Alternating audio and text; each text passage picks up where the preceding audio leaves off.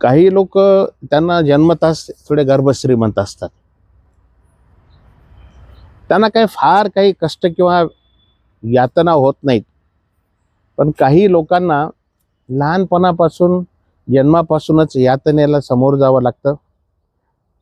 त्यातले बरेच लोक प्रवाहाच्या बाजूला जातात, पण यातना सहन करून प्रगती करणारे फार मोजके असतात. म्हणजे महाराज त्यातले.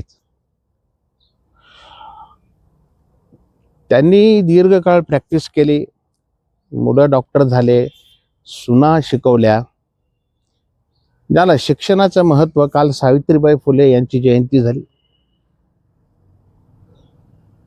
महात्मा फुले, सावित्री, ती फातेमाबी, शाहू महाराज, बाबासाहेब.